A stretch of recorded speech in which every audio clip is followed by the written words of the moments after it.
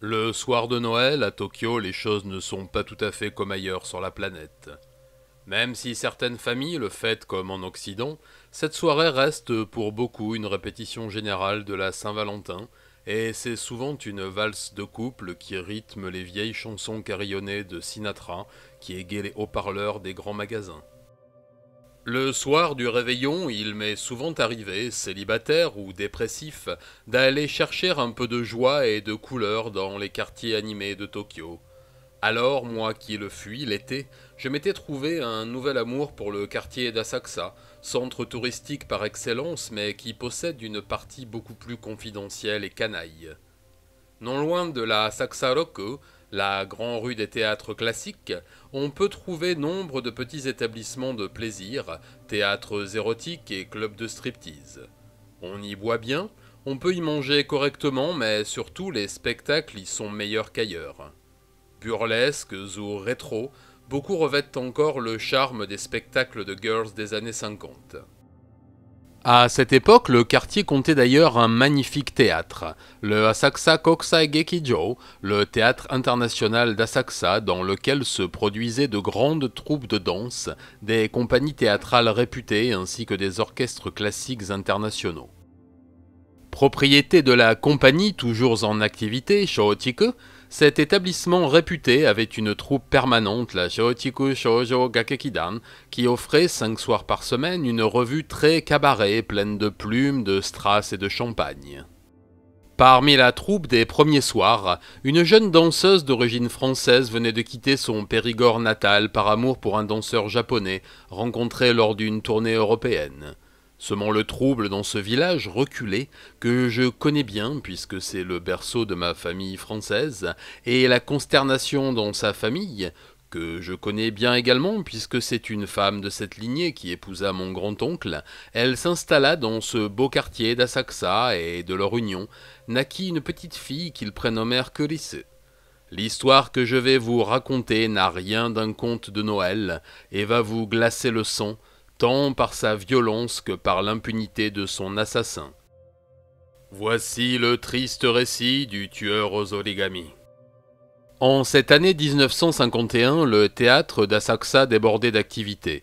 Le spectacle avait été renouvelé et plaisait énormément au tout Tokyo qui venait s'encanailler devant ce spectacle grandiose entre Broadway et Moulin Rouge.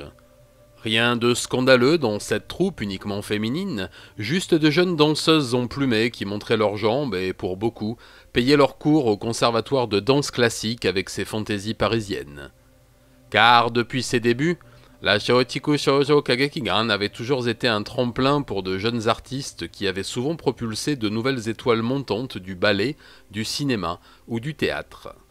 La meneuse de revue, Yoshikawa Yuri, qui avait choisi Lily comme nom d'artiste, était la star du show et attirait nombre de spectateurs dont beaucoup l'avaient découverte dans son premier spectacle solo, 5 ans auparavant, un peu plus dénudé. La jeune femme de 26 ans avait un public masculin qui était tout acquis à sa cause et ne manquerait une de ses représentations pour rien au monde. De cette notoriété, elle ne tirait aucune vanité et s'employait à faire régner une saine ambiance de camaraderie, voire de sororité entre les filles de la revue. Depuis quelques mois, elle entretenait une relation avec un jeune homme qui travaillait dans la compagnie de cinéma Toho et lui avait fait mettre un premier pied dans les studios, lui laissant espérer une suite de carrière brillante. Les jeunes gens avaient prévu de se marier au printemps de l'année 1952. Après cela, Lily voulait reprendre son nom de Yuri pour passer une audition car le réalisateur Honda Ehiro, qui devait commencer le tournage du premier Kaiju Eiga de l'histoire, l'avait repérée et avait toutes les raisons de croire que le rôle était pour elle. Mais pour l'instant, en ce mois de décembre 1951, les spectateurs s'enchaînaient et le théâtre était plein chaque midi et chaque soir. Les fêtes de fin d'année entre collègues, les sorties entre amoureux, tout concordait pour faire du spectacle la coqueluche du tout Tokyo. Ce 10 décembre, le show fut comme d'habitude un vrai succès. Lily avait reçu de nombreux bouquets de fleurs et autres cadeaux livrés dans sa loge et comme à l'accoutumée, elle partagea quelques friandises avec ses danseuses en se changeant et en se démaquillant. Au milieu de ces bouquets, elle en avait remarqué un plus particulièrement énorme et uniquement composé de roses rouges et d'un seul chrysanthème blanc, et l'énorme lui aussi en son milieu. Un petit signe en origami rouge était fiché entre les pétales immaculés, et c'est aussi pour cela qu'elle l'avait distingué d'entre tous les autres. Vers 22 heures, tout le monde était prêt et la troupe s'évapora dans les rues d'Asakusa comme une volée de moineaux. Lily, affamée comme après chaque représentation, décida d'aller manger dans un izakaya, une sorte de brasserie, du quartier avec sa meilleure amie dans la troupe, Minamida Akemi, 22 ans, mais que le public connaissait sous le nom de Nancy. Les deux jeunes femmes prirent le coin de la Asakusa Roku et s'engouffrèrent dans le dédale de ruelles embuées par les vapeurs de cuisine. À 2 ruelles de leur établissement préféré, les deux amies croisèrent un groupe de danseuses qui rebroussaient chemin. Elles leur dirent que le restaurant était complet et qu'en attendant, elles allaient boire un verre dans le bar près du théâtre. Mais Lily et Nancy leur répliquèrent qu'elles préféraient attendre devant le izakaya. Nancy s'arrêta un peu plus loin pour acheter des cigarettes dans un distributeur de rue. Lily, elle, par mimétisme, attrapa le paquet dans son sac et en porta une à sa bouche. En mettant sa main devant son briquet pour protéger la flamme du vent d'hiver, elle remarqua un homme en noir qui semblait sortir de nulle part, comme surgissant du mur sombre par magie. Elle alluma son briquet, puis, passé l'éblouissement de la flamme, tenta de détailler la silhouette à travers la fumée de la première bouffée. L'homme se tenait devant elle, immobile, à peine 3 mètres, vêtu et cagoulé de noir. En un éclair, il sortit un revolver de son manteau noir, le pointa vers elle et fit feu à 3 reprises, la touchant en pleine poitrine à chaque tir. Lily s'écroula, morte, laissant rouler sa cigarette de sa paume ouverte. En une seconde, le tireur sortit un objet rouge de sa poche qu'il posa au creux de la main de la malheureuse, puis disparut comme il était apparu, dans l'ombre. Nancy, terrorisée et hurlant, se cachait derrière le distributeur de tabac, paralysée et attendant son tour comme une fatalité. Elle vit le reflet de la scène dans la vitrine d'une boutique fermée et le regard réfléchi du tueur en sa direction. Mais il l'épargna. Bien vite, la foule accourut, suivie de policiers alertés par les coups de feu et les cris. Lily gisait là, dans son sang, les yeux ouverts. En se penchant sur son corps, le premier policier vit la chose dans sa main et la prit. C'était un petit héron en origami rouge taché de noir. Le dépliant, il y trouva quelques lignes écrites, une succession de chiffres, de lettres et de symboles. Puis, n'y voyant aucun intérêt, le chiffonna et le glissa dans le sac à main ouvert de la victime. Le lendemain, tous les journaux titraient sur le meurtre violent de la star de SSK et les filles de la troupe étaient traumatisées. Le théâtre ferma ses portes pour une soirée portant le deuil de sa vedette. Nancy, toujours sous le choc, témoigna du peu qu'elle avait vu de l'agresseur et une cuisinière sortie vider des eaux usées dit avoir aperçu, elle aussi, un homme en noir avec une cagoule comme en portent les motocyclistes, passer devant elle comme un fantôme et disparaître dans un petit corridor entre 2 immeubles. Elle n'y prêta pas plus attention que cela, habituée à voir des gens costumés dans ce quartier de spectacle et ayant pris les détonations pour des pétards de fête. En sortant du commissariat d'Asakusa, Nancy reprit le chemin de son petit appartement en colocation à 2 pas du théâtre. En arrivant devant celui-ci, elle y vit un petit groupe de danseuses, de techniciens et de comédiens, tous sous le choc de ce qui s'était passé la veille et qui devaient probablement en parler. En voyant la malheureuse passer, les jeunes gens lui proposèrent de se joindre à eux et entamèrent la conversation, la plaignant pour le traumatisme qu'elle avait vécu et la perte de sa meilleure amie. Ne voulant pas la laisser seule un jour pareil, ils la pressèrent d'accepter une invitation à dîner, qu'elle accepta. La bande d'une dizaine de personnes se dirigea vers un restaurant populaire et s'y engouffra, au chaud et loin des dangers de la rue. Plus que d'habitude, des groupes de 2 ou 3 policiers patrouillaient dans les rues et tous les hommes portant complet ou manteau noir étaient contrôlés. Le capitaine du commissariat d'Asakusa pensait à 3 balles perdues durant un règlement de compte entre Yakuza et orientait déjà l'enquête en ce sens. Le sac de Lily ainsi que ses affaires personnelles furent mises sous scellé à un moment puis rendues à la famille. Mais en ce lendemain de meurtre, aucune mesure de protection particulière n'avait été prise par les autorités pour protéger les employés du théâtre et même, plus largement, les travailleurs de ce quartier festif et noctambule. Les amis parlèrent à un long moment, tentant de calmer Nancy qui, toujours sous le choc, pleurait en parlant de ces flashs qu'elle avait eus en permanence. Vers 22h30, fatiguée, elle prit congé de son petit groupe et dit vouloir rentrer chez elle pour se coucher. Inquiet, un jeune technicien de son âge lui proposa de la raccompagner, mais elle déclina son offre, n'ayant que 50 mètres à faire pour rentrer chez elle. Et puis les rues étaient pleines de policiers et tout le monde veillait, alors la jeune danseuse prit son manteau, salua ses amis, remit ses chaussures et sortit de l'établissement. Le jeune homme et quelques amis continuèrent à boire un moment, devisant sur cette affaire incroyable et plaignant leurs pauvres camarades. Puis, les uns après les autres, ils prirent le chemin du retour, désireux de dormir le plus tôt possible en prévision de la réouverture du théâtre le lendemain soir. Le jeune technicien serviable resta le dernier à table, et lorsque la patronne lui signifia la fermeture proche, décida d'aller boire quelques verres de plus dans un bar de nuit, à quelques pas de là. Il prit congé un peu titubant et se tourna en direction de son prochain objectif. Certains oublient la peur ou le chagrin dans le fond des verres. Il longea la devanture du restaurant et tourna à droite, dans cette petite ruelle embuée et juste éclairée par les enseignes publicitaires des quelques échoppes bon marché, où l'on mange assis sur des caisses de bière vides. Son ancrage nocturne était là, juste au coin de la ruelle, là où ressurgit la lumière du boulevard. En passant devant l'ouverture de l'impasse qu'il savait mener à l'appartement de Nancy, il jeta un regard machinal par association d'idées. « Tiens, en voilà encore un plus saoul que moi », se dit-il en voyant une paire de jambes chaussées dépasser derrière les poubelles en fer-blanc de l'immeuble. Mais continuant son chemin, il eut un instant de lucidité. Son cerveau alcoolisé avait mis plus de temps que prévu pour analyser les jambes et les chaussures, et là, la bonne case était ouverte, l'analyse prête. C'était une femme. Il fit demi-tour, un très mauvais pressentiment lui serrait le ventre.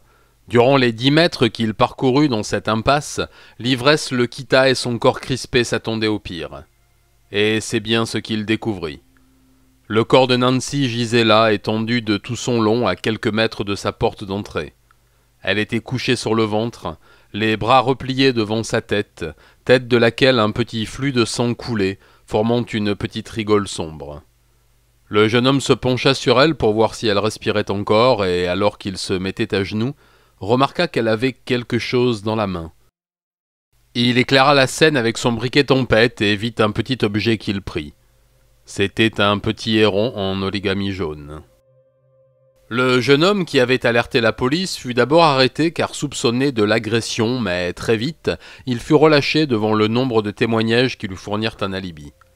L'autopsie révéla que Nancy avait été tuée de plusieurs coups violents derrière la tête, donnés avec un objet contondant. Les enquêteurs sondèrent le voisinage, mais personne n'avait rien vu et la scène de crime ne fut pas plus bavarde. L'officier en charge de cette enquête ne put que conclure à une agression mortelle au moment où la jeune femme allait ouvrir sa porte, car ses clés étaient encore sur la serrure de l'immeuble. Des traces montraient également qu'elle avait sûrement été tuée devant sa porte, puis traînée derrière les poubelles par l'assassin.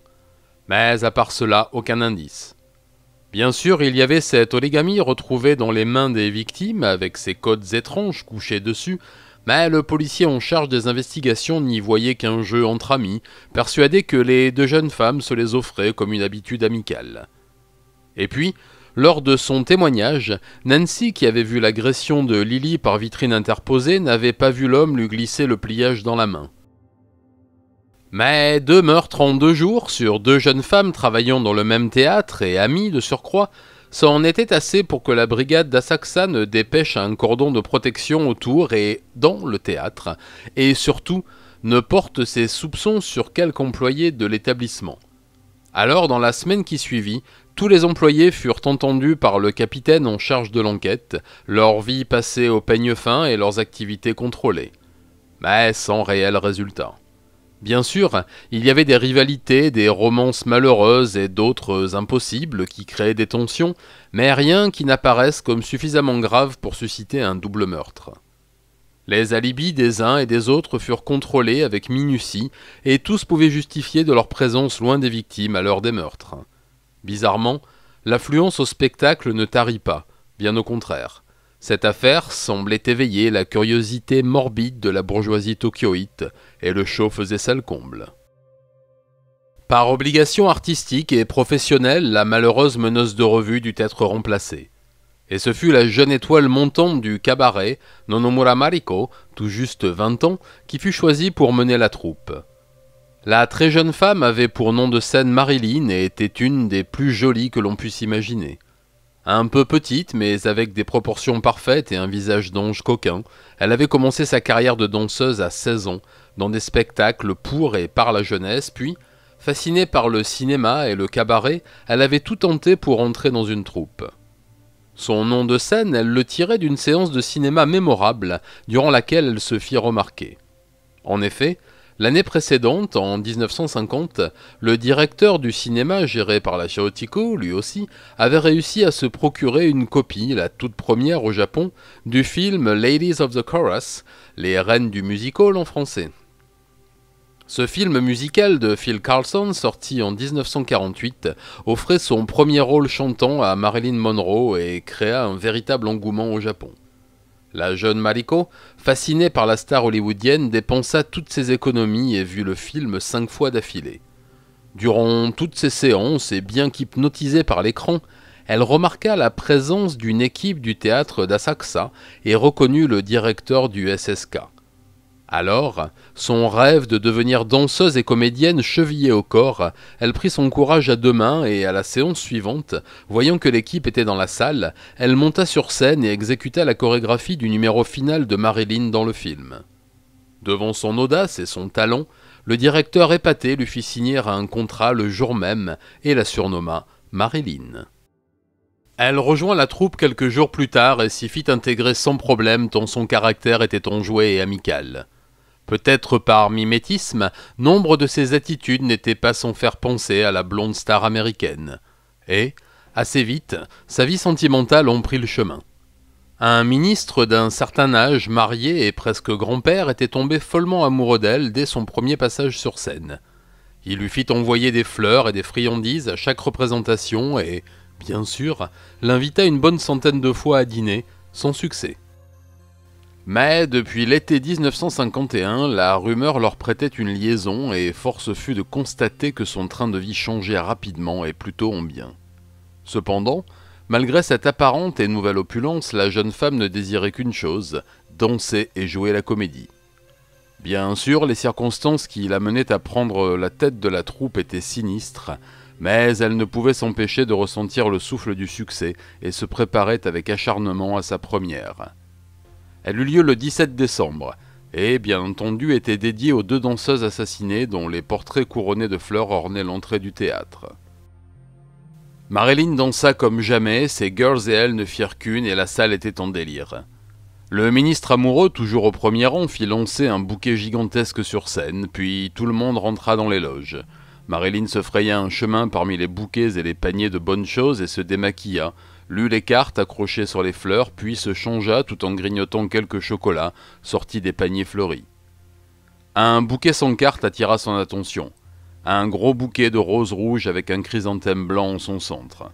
Chose curieuse, qui ne retint son attention qu'un instant, il y avait un petit signe en origami bleu posé au centre de la fleur immaculée. Une fois prête, la jeune nouvelle star des planches devait rejoindre son ministre d'amont pour une soirée chic dans le meilleur restaurant d'Asakusa. Alors, une fois changée et prête pour la nuit, elle ouvrit sa porte devant laquelle l'attendait le chauffeur de ce dernier.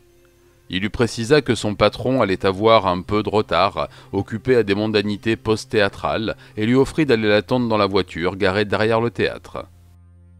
Elle descendit les marches et ouvrit la sortie des artistes, devant laquelle l'attendait la superbe Datsun DC3 noire du politicien. Elle s'arrêta en bas des marches et alluma une cigarette, regardant la voiture à la peinture luisante sous les lampadaires. La volute de sa cigarette fit écho à celle du pot d'échappement. Elle tira quelques bouffées, puis, frigorifiée, dans sa robe de cocktail, se dirigea vers la voiture. Le chauffeur arriva quelques minutes plus tard et, après avoir pris un petit remontant au bar du théâtre, il ouvrit la porte de l'entrée des artistes et alluma aussi machinalement une cigarette. En descendant les quelques marches qui donnaient dans la rue, il aperçut une forme sombre contre le muret des escaliers. Croyant à un clochard aviné, il n'en fit pas de cas et continua son chemin vers la voiture. Voyant à travers les vitres qu'elle était vide, il se retourna machinalement et, avec un frisson dans l'échine, s'approcha de ce qu'il avait pris pour un ivrogne. Mais avec l'éclairage de face, il la vit. Marilyn était assise contre le muret, les yeux exorbités, la langue sortie, sa tête était tombée sur son épaule et, à son cou, on pouvait voir un foulard de soie noire serré très fort. Elle avait les bras ballants avec les paumes des mains tournées vers le ciel. Ses jambes étaient écartées à 45 degrés comme une poupée cassée. Une femme accourut en disant au chauffeur qu'elle avait vu un homme étrange fuir en courant alors qu'elle sortait ses poubelles. Il tenta de lui courir après et erra quelques minutes dans les rues avoisinantes à sa recherche, sans succès. Il alerta vite le concierge du théâtre qui appela la police. Sur place, dans la paume d'une des mains, un enquêteur retrouva un petit héron en origamie bleu. Les enquêteurs prirent le témoignage de la dame qui avait aperçu l'homme suspect et sa description fut la même que celle donnée par Nancy une semaine auparavant.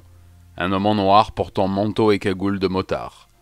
Elle l'avait vu surgir de derrière la belle voiture en courant, se figeant en la voyant et disparaissant dans une petite ruelle mal éclairée à toutes jambes. L'autopsie confirma la mort par strangulation à l'aide du foulard de soie retrouvé autour du cou de la victime. Aucune empreinte ne fut retrouvée, cette fois encore, ni sur la victime, ni sur le pliage posé dans sa main. Cette fois, ce furent les policiers qui déplièrent le papier bleu et y trouvèrent une série de caractères hétéroclites qui ressemblaient à un code. Quelques fonctionnaires de la brigade criminelle tentèrent d'en trouver la clé pendant quelques jours, mais très vite, ils reléguèrent le papier avec les pièces à conviction dans une enveloppe scellée.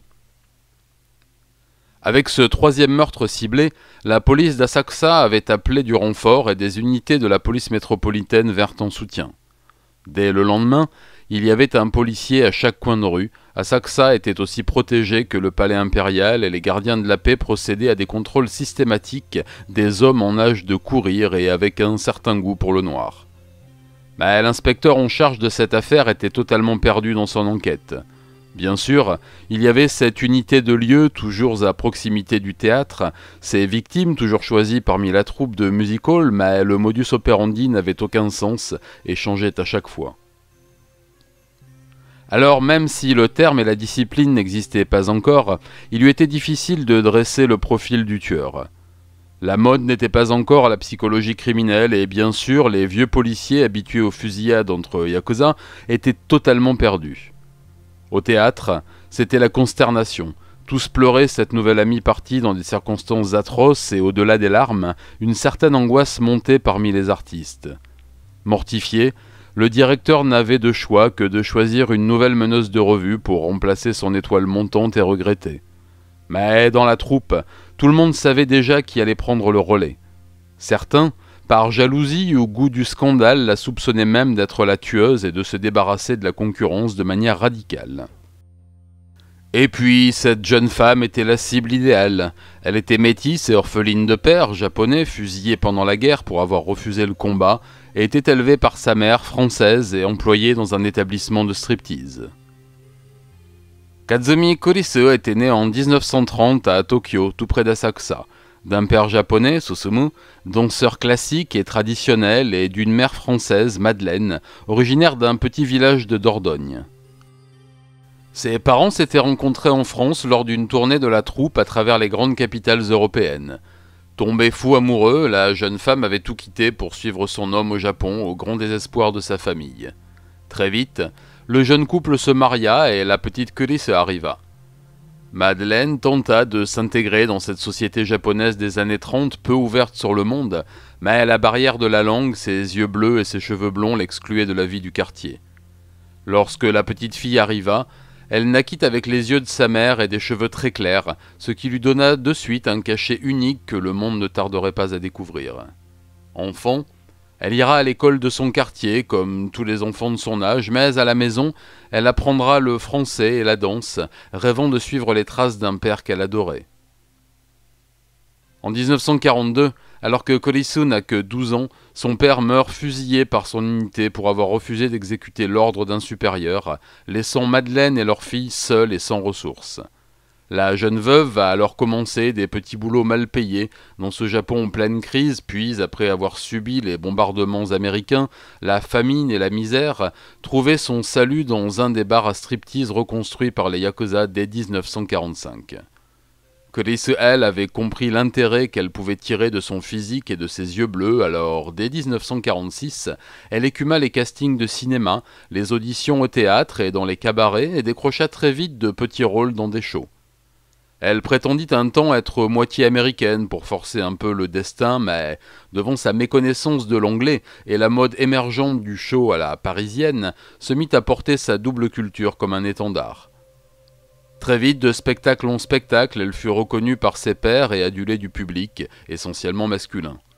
Avec sa peau blanche et ses yeux bleus, elle trouva rapidement des shootings photos publicitaires et envisageait sa carrière dans le cinéma avec confiance. Sa première victoire fut d'intégrer la prestigieuse troupe de théâtre d'Asakusa, la même où son père dansait 20 ans auparavant. Bien sûr, sa notoriété naissante créa quelques jalousies et son métissage un peu d'appréhension, mais elle réussit tout de même à trouver sa place et se fit un groupe d'amis fidèles. Marilyn fut la première avec qui elle sympathisa et elles dansèrent côte à côte une année durant, jusqu'aux terribles événements de décembre 1951. Elle reprit la tête de la troupe le 20 décembre et commença les répétitions du spectacle de Noël d'arrache-pied. Les filles répétaient le show toute la journée, puis enchaînaient avec le spectacle du soir. Elle tint ce rythme toute une semaine en mangeant et dormant peu. Mais le 24 décembre au soir, le spectacle était prêt et s'annonçait somptueux. Celle qui avait choisi Christine comme nom d'artiste arriva sur scène brillant de mille feux et la salle était comble. La troupe devait donner 2 représentations, une à 20h30 et la dernière, celle du réveillon, à 23h, célébrant le jour de Noël par le final du spectacle, après minuit. Christine dansa comme jamais et emporta le public avec elle.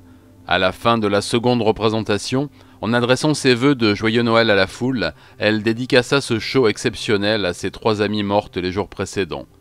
Bien entendu, elle fut ovationnée et rentra dans la loge sous les bravos.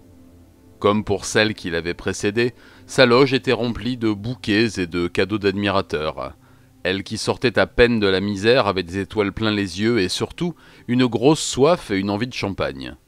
Les paniers en regorgeaient, alors elle en ouvrit une bouteille et en avala une solide rasade. Elle avait fait le job. Elle méritait un petit palier de décompression plein de bulles.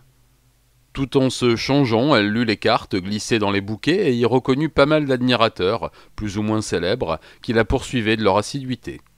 Au milieu de ce jardin emballé, elle remarqua un gros bouquet de roses rouges avec un chrysanthème blanc en son centre. Au milieu de la fleur blanche, un petit signe en origami vert.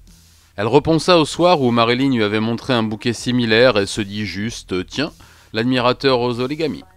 Elle finit sa bouteille de champagne et descendit rejoindre ses amies danseuses, toutes mortes de faim et avec une solide envie de s'amuser. Les 5 jeunes femmes allèrent dîner dans un restaurant européen qui proposait un menu de Noël traditionnel et burent du vin français jusqu'à 2h du matin, heure de fermeture du restaurant. Il fallait rentrer se coucher pour ne pas être un zombie le soir du 25 où toutes devaient à nouveau jouer 2 fois. Alors le petit groupe s'éparpilla dans les rues enneigées d'Asakusa et Christine prit la route de son petit appartement avec 2 de ses amis. Elle riait et fumait pour se réchauffer, arrivée dans la ruelle où résidaient les 2 filles, juste à côté de celle de Christine, elles s'arrêtèrent pour se souhaiter une bonne nuit. La jeune meneuse s'avança pour prendre ses amis dans ses bras, quand l'une d'elles écarquilla les yeux, comme prise de terreur. Christine eut à peine le temps de le remarquer qu'elle vit une ligne sombre passer à toute allure devant ses yeux et ressentit une vive douleur à la gorge. Les 2 amis eurent un geste de recul et, terrifiés, n'eurent pas la force de crier. L'homme en noir se tenait là, derrière Christine, il lui avait passé une corde au cou et serré de toutes ses forces. Il la tira en arrière pour l'entraîner dans une ruelle noire en fixant les 2 filles de ses yeux perçants. Tenant la corde d'une main, il tira un revolver de sa poche et le pointa sur les jeunes femmes pétrifiées, leur signifiant de dégager, sans dire un mot. C'est ce qu'elles firent sans demander leur reste, courant le plus vite possible jusqu'à un poste de police.